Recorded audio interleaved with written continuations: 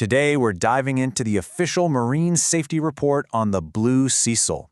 It's a really tough story, but an important one about some forgotten tools, a decision that proved fatal, and the critical lessons we can all learn from this tragedy at sea. Man down. Just imagine hearing that.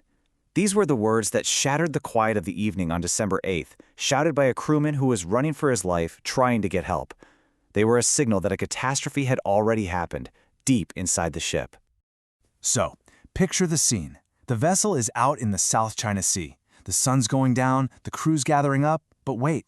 The chief engineer, the electrotechnical officer, and a fitter, they're just gone. A totally routine day had just turned into a desperate, frantic search. So how does a normal evening at sea just spiral into a desperate search like that? Well, the report first pieces together those frantic moments when the crew realized something was terribly, terribly wrong. This timeline really shows you just how fast everything went downhill. At 5 p.m., the deck crew knocks off for the day. Totally normal. But in just half an hour, there's this growing unease in the changing room that sends the ship's bosun running back out on deck with a flashlight. And by 5:35, just 5 minutes later, the ship's emergency alarm is blaring. So the bosun starts finding these clues, and they're all just unsettling. An open hatch that absolutely should have been sealed shut.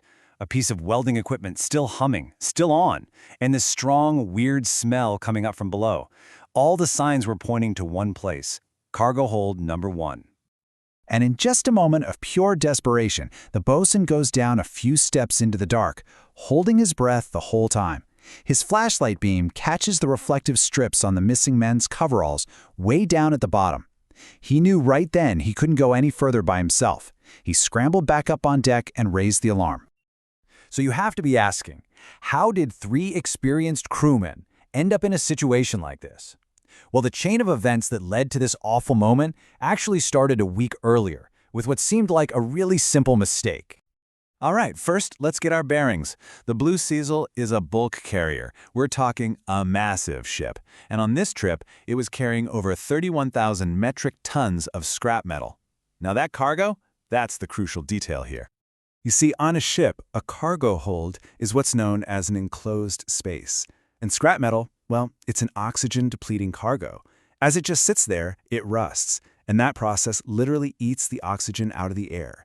So if you don't properly ventilate it and test the air, walking into a sealed hold is basically like walking into a vacuum. The air is completely unbreathable. And here's the thing that's just so staggering, so tragic. Only 1 week before this incident, the crew, including the chief engineer, had gone into this exact same hold to do a repair. They did everything by the book, they aired out the space, they tested the atmosphere, they issued a safety permit. The job got done safely. But they made one critical mistake. They left a welding cable and some other tools behind. And that brings us to the afternoon of the tragedy, and really the point of no return. This was the moment when a direct warning was given, and it was completely ignored.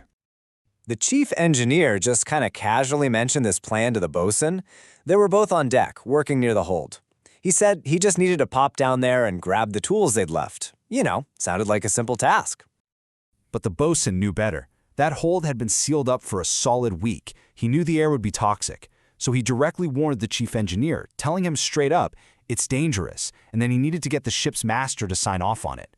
But the chief engineer's response was just so casual. He basically brushed him off, said they'd go later, and didn't even acknowledge the danger. So you see, this wasn't just one person's mistake. It was a total systemic failure. The investigation really digs into exactly how the ship's entire safety net just completely fell apart. Sometime after that conversation, the 3 men went into the hold. They broke every single rule in the book. No safety permit, no ventilation to make the air breathable, no attendant standing by at the entrance to call for help if things went wrong. The postmortem confirmed what was, sadly, inevitable. They died from a lack of oxygen. And this is not some kind of isolated incident. This number, 10, that's the number of seafarers on ships registered in the Marshall Islands who died in similar enclosed space incidents just between 2019 and 2023. This is a known, deadly, recurring hazard. And this is the million-dollar question the report asks.